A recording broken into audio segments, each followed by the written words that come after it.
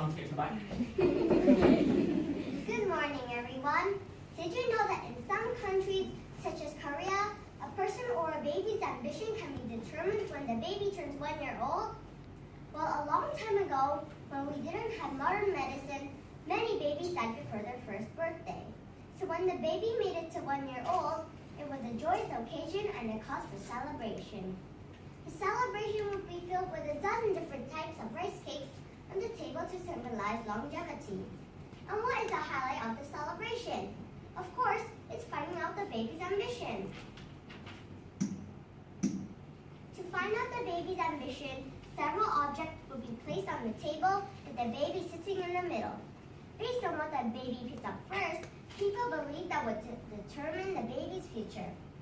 For example, if the baby picked up a pencil, that would mean the baby would go on to study well. If the baby picked up the bunny, that would mean wealth. If the baby picked up the stethoscope, that would mean the baby would be a doctor. If the baby picked up the ball of yarn or strings, the baby would live a long life.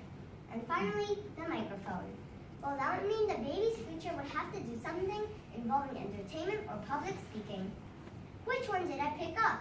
Well, I'll keep you in suspense and tell you at the end.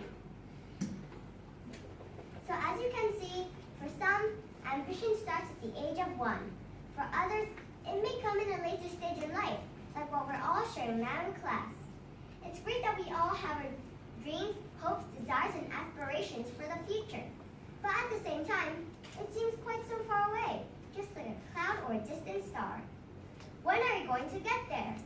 Well, if you ask me, I believe what is more important than the ambition itself is how we keep our hopes and dreams alive until we get there. How do we keep our ambitions alive? Well, in 2012, I had the chance to go to Washington, D.C. and discovered a very famous lady.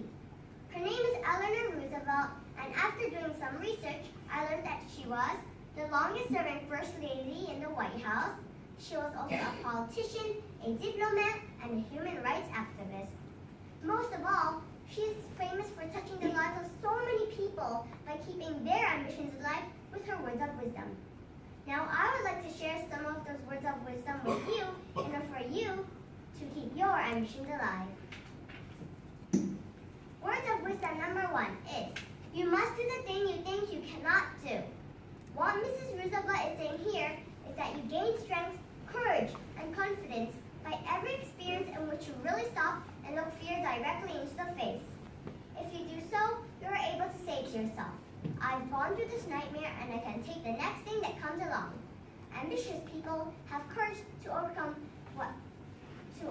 any fear they face. Words of wisdom number 2 is, do what you feel in your heart to be right, for you'll be criticized anyway. Having ambition means doing what you believe is right based on your heart and gut feel. In life, you can never make everyone happy. So whether you do right or wrong, people will always criticize you. What is most important here is that if you have strong ambition, you need to have strong convictions